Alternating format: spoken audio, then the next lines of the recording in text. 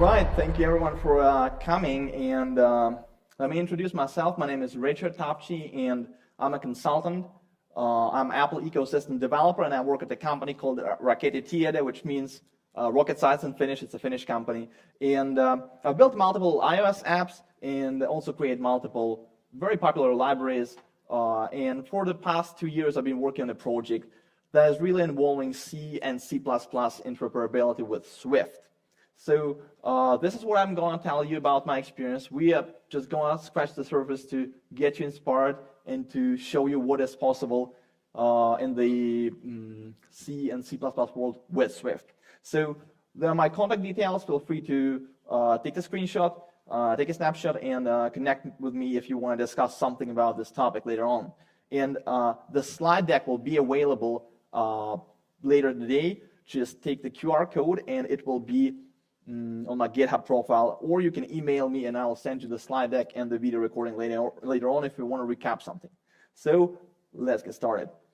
Yeah, what is the motivation? Why would you like to use C and C++ in the Apple environment? And of course, that comes to a few reasons, maybe one of them being the performance. C and C++ are quite fast languages, and maybe if you want to crank up a bit more performance out of your code, you want to switch to C++. Or do you? Well, to be honest, it's not a good idea to switch to those languages just for the performance. There is another reason, though. C and C++ are among the most popular languages in the world, and they rank very high in the top 3 usually. And compared to Swift, it is only quite at the bottom, at 16th place. So in my opinion, the motivation for using C and C++ code in Swift comes to the following reasons.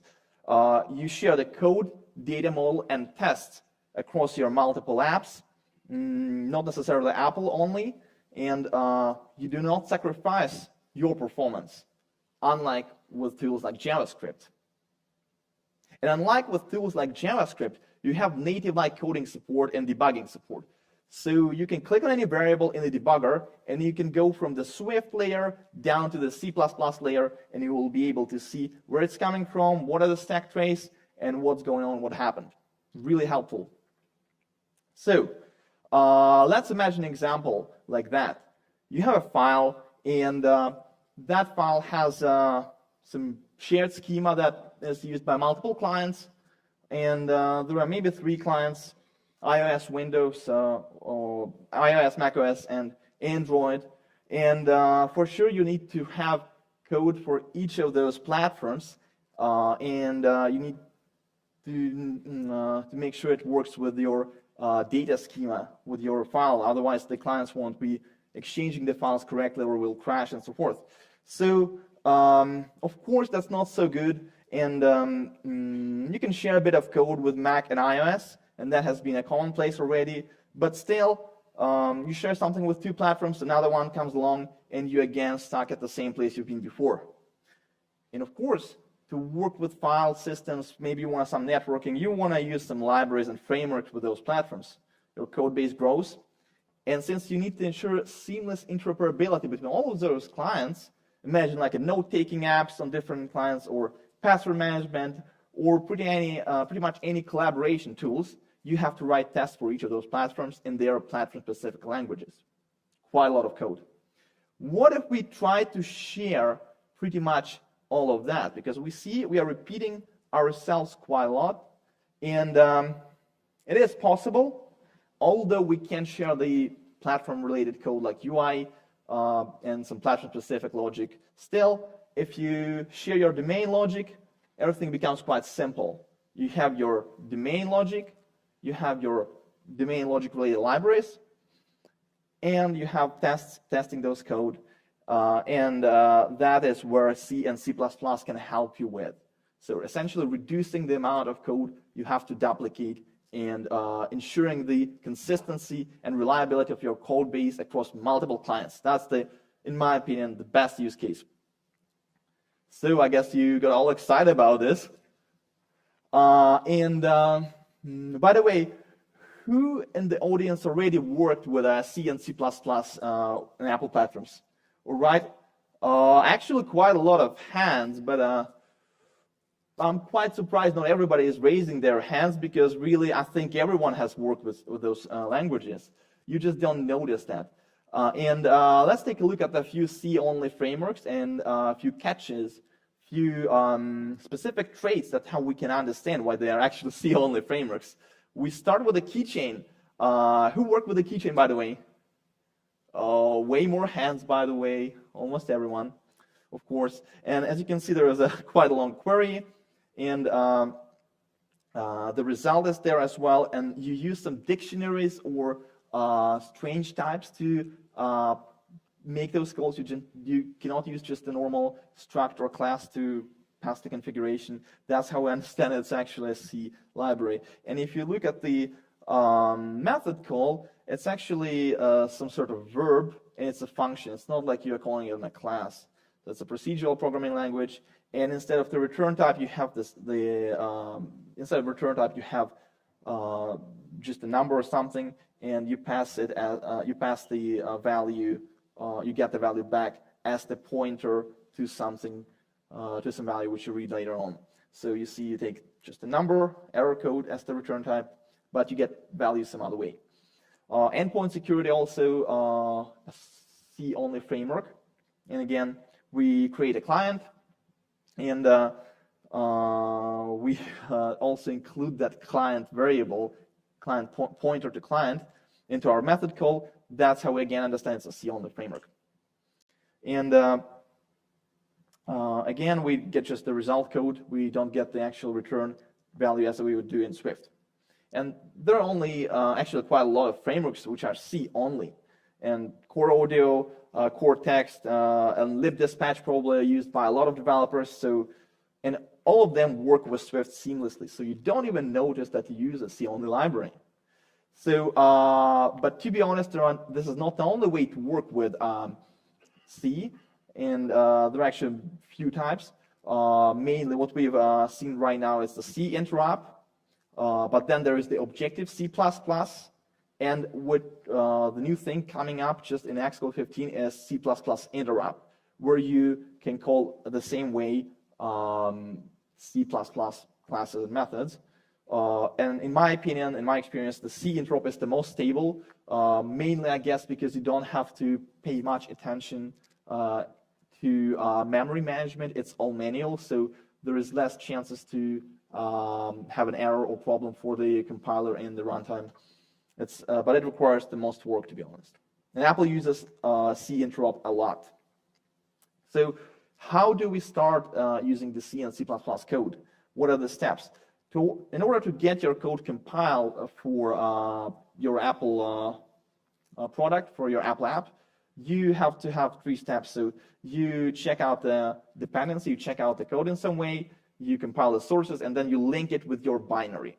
So let's go through those steps in a bit more detail. You can use the tools like CocoaPods or Swift Package Manager or any other package manager, or you can just include it as the XC framework by drag and dropping. Then compiling sources, you can compile it either to the binary or to framework library, and then you link it to your specific app. Those pieces can be actually selected in a menu a la carte. So you don't necessarily have to stick with one package manager. You can switch those. But all of the issues which you might encounter, they are very specific to the tooling which you're using. So for example, you have some issue with the dependency in Swift Package Manager. That will not be a problem in CocoaPods. And if there is some compile sources issue, then you need to sort of focus on that. And it will not go away by changing the way you integrate your frameworks. And just to be clear, the XC frameworks, they are not really compiled because it's a pre-built library. It will be just going straight to the linking phase. And I will show you now a quick demo of how you integrate a very, very simple example. And we will connect a C library, C++ library into the basic iOS app. So the library I'll be working with is JSON. It's a very popular C++ library used for parsing and working with JSON. It's a very good example for us because it just has one file, and that's really perfect to check how things work. We need to declare a package first in order to make it available for the Swift package manager. Let's take a look at the package file. It looks like that. Pretty much you have your library declared, and that is one product that you're getting, and the target to compile that.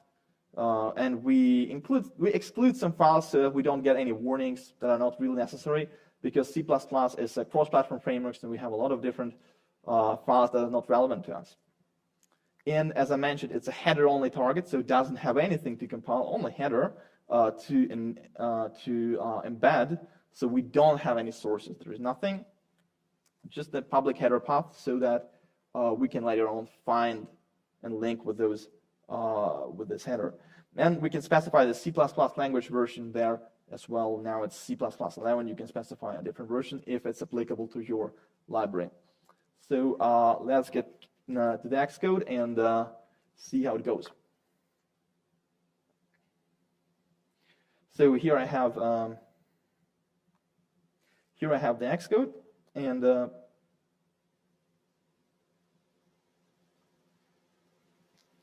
here I have the Xcode, and you see that file that we had, and the package is here. So let's run it. One more thing is that we need to enable in build phases. We need to enable our library, linked binary with libraries. So let's run it. And build failed for some reason. Demo effect, I guess. Well, let's try to debug this problem. Yep. You can see something is going on here. All right, build input file cannot be found. JSON.oh, did you forget to declare this file as the output of a script or phase custom build tab which produced? But let's get back to that. Remember what I told you, that there is nothing to compile. It's a header only. What's going on here? Well, it turns out it's one of the problems that you will face. It's a Swift package manager issue. So in order to build this header-only targets, you have to enable, you have to have something, let's say some CPP file embedded just for the purpose to compile it, so that the Swift package manager will understand that it's there. And let's include this file now here in the sources. This file has nothing, just imports the framework, and try to build it again. And build succeeded. So let's step back and explain what just happened. So yeah, what we used to fix this issue is to just add an empty file like that. And why is it happening? Well, I don't know, but it's very likely there is it kind of helps Swift package manager to understand which language it to compile, to pass to the compiler. If it's C++, it's CPP. I think it's C++, if it's m.m, it's Objective-C, and so forth. And maybe you think that I'm just not skillful enough to do that, to fix it the right way, but to be honest, the inspiration comes from the official Apple repository, and Swift numerics. They use exactly the same trick to make it work for Swift package manager. Let's get into more real-world example and take a look at how we can scale that and use a real-world big libraries. So the example I've been working with is a C++ library with the C API, and it's tested with Google Tests, so it's cross-platform, and we also use pre-built frameworks that are pre-compiled and, as I've shown earlier, go just straight to linking.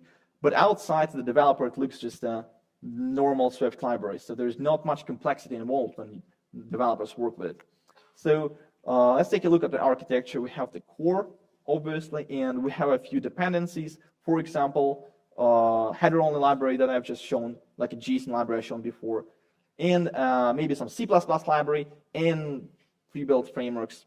Then we have the C API, as I mentioned, because the C API is the most stable, so we use that. And to be honest, the C++ Interop wasn't even available when the project got started. And we use a Swift wrapper to hide that complexity behind a wrapper. And I highly recommend to do that so that you will not be working with on the language boundary all the time. And the clients can call that Swift wrapper directly, and they don't even know that it's a C++. One more thing is I've added a Swift protocol which shadows the signature of the wrapper so that when we work with the UI code or when we don't want to compile those heavy C++ libraries, we just swap it to the mock one. And we can develop UI pretty quickly on top of the similar library. And it's really helpful with the Swift UI previews because they build really fast and there are no crashes and so forth. This protocol allows you to have a flexibility and include either the real code or some mock code, fake code that will help you quickly iterate over your UI. Let's zoom in on the Swift wrapper and take a look how to actually implement this interoperability. And yeah, the purpose is just to hide this C++ complexity. And this is just the example of the method code implementation, the method call. The method code is actually here. Everything else you see around it is for the purpose to make that call. And yeah, as you can see, it's save something. As you see, there is a with unsafe mutable pointer to return value. That's, as I mentioned earlier, C requires you to write to some pointer to get the value back. And you use this closure with unsafe mutable pointer in order to allow Swift to permit it to get something written to. Inside that closure, that pointer can be modified and written to. Otherwise, that will result in a failure. And yeah, and then there's a small memory management helper. So we use the defer statement in order to clean up that memory that we used when we exit that function. Pretty simple. And outside it, there's nothing that you would think about would give it away that it's a C code under the hood.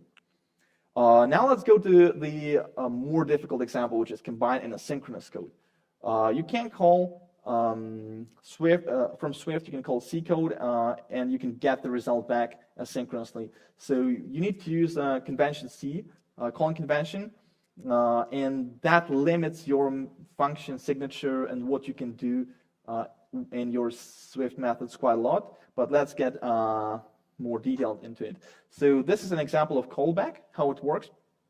You have the code, like a closure, but without the environment passed, just the function to be called. And then you have the context, which is essentially some piece of data or memory pointer that you can pass to the C method, to the C function. And then at some point when the function is finished, its iteration, its work, it will call you back and it will pass that context and it will call your function at some point in time. So that's how you do asynchronous code. And on the Swift side, you need to use a small helper tool, which is a Swift promise helper. It just stores the promise inside a class so that we can pass it around language boundary. And this is how it looks a bit more in detail. So at the bottom, it's a function invocation, the actual method invocation, and C. And actually, it's this size. We need to construct the parameters first. We create the wrapper and pass it there. But on the other side, we take it back when the function completes, and we invoke that callback. The callback is invoked by our C code. So how this works? A lot of words there. We start with a promise, which we need to satisfy when the function completes. And we pass that promise into our wrapper, and we need to use a pass retain option, which essentially tells the compiler to insert the retain statement so that this object, this pointer, will be retained. It gives us +1 in our retain count, and we need to balance it. On the other side, on the callback side, we take the retained value back so that the retain count is decreased, so there is no memory leak. And then we pass it as the opaque pointer, as the unmanaged, unsafe pointer, and we take it here. So the context is our pointer value. We take it the same way as we passed it through from opaque method. We just get our type Swift class back, and then we are able to call the promise with the result we actually got either success or failure. That's how it works. And now a bit of more information about C++ Interop. I recommend watching you this talk. Then you will not be able, soon you will not be able to have this wrapper or C-like API to call C++ methods directly. In fact, you already can do that with Xcode 15, but it's still an it's still like a early stage, and it doesn't support everything available just right now. And yeah, essentially, the only limitation is it's early stage and only in very, very early development. Works in a very similar fashion as we seen with a C code. You can instantiate the C++ classes directly, and I guess the only one of the problems, one of the challenges that you have with C++ is the memory management. Of course, you would like to have it seamless. It's far more difficult than with C, where the memory management is fully manual, and is at the control of the developer. So yeah, if you're interested in learning more about this, what would you like to see? I guess those 3 documentation articles or chapters that you need to start with. It's Swift Unmanaged. Highly recommend. That will help you to pass the pass values across the boundary. Then how to use imported C functions in Swift, and that will help you do the vice versa, reverse interop, and just the generic Swift C interoperability. So now I'm welcome you to the Q&A, where we can discuss a bit more detailed questions, and feel free to connect and ask questions in post so that we can discuss something offline. Any questions regarding this work? Thank you.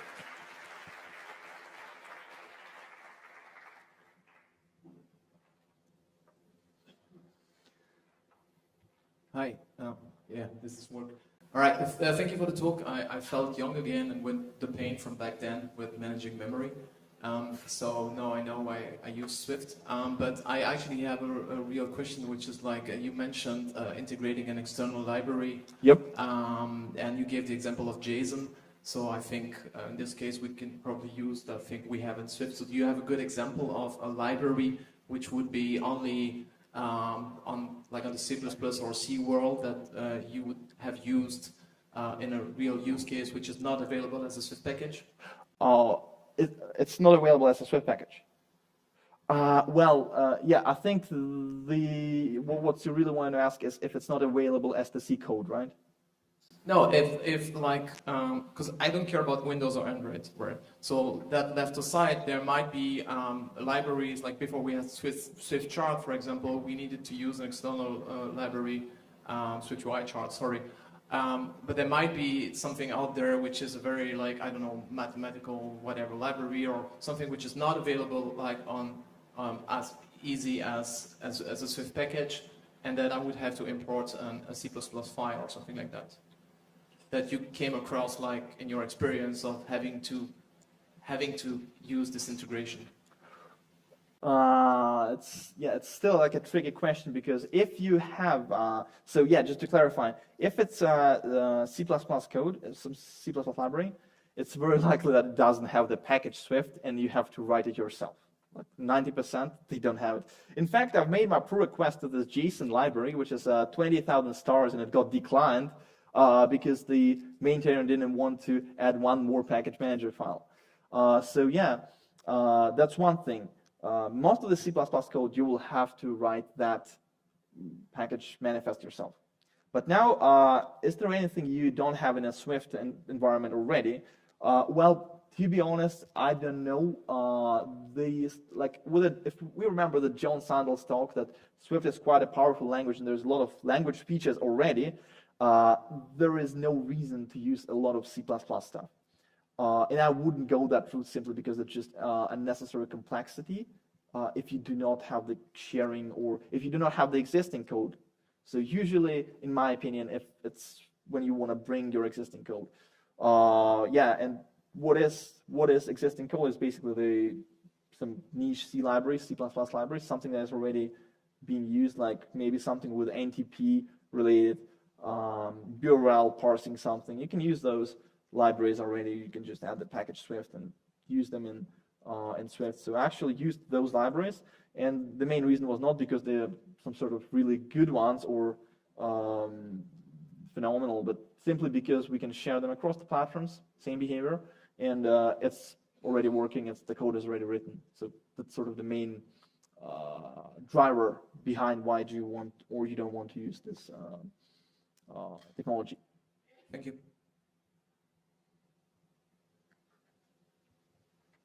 Are there any other questions?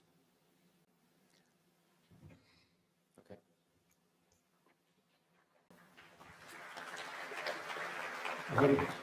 Just one last question. Thank you for the talk. The question about packaging, the shared code, which comes from C++, as I saw on the slide, I think it's coming as a static library, right? Or when you integrate with package manager, correct?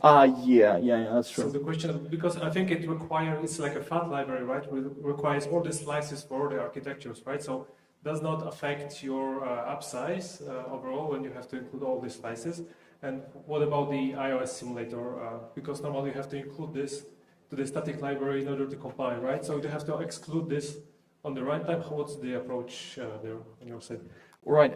So first of all, just to clarify, if we are talking about something like this JSON library, then there is really no difference between the Swift library. Same way it's compiled for each. It's actually a header only, but if it's like a real library with some object files, it will be compiled the same way as Swift. So basically, you run for a simulator, it produces for a simulator. You run it for a device, in debug, it will do it only for the device and so forth. And when you package it, it will create all of those architectures you need from the sources.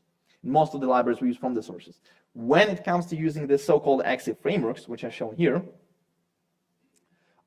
indeed, the binary size will be increased slightly, but that depends on your linker setting, because this XC framework essentially has all of the combinations of your library for all of the architectures, like Mac, iOS, Catalyst, maybe tvOS, whatever, and all of those Vision, all of those libraries will have to be compiled for all of the architectures. So if it's iOS, it's a simulator plus device. Mac, it's Intel and Silicon, and so forth. So yep, that will increase the app size. But maybe you can tweak the linker settings if it grows too much, so it will strip the symbols automatically. And with XC framework, you don't need to write those if statements, so that when you build for simulator, it will not include one part and so forth. Because XC framework is sort of doing that automatically. Is doing it for you. Thank you. So XC framework, highly recommend for sharing anything C and C++ related. Very easy to work with. Any more questions? Okay, seems no. So thank you, Richard.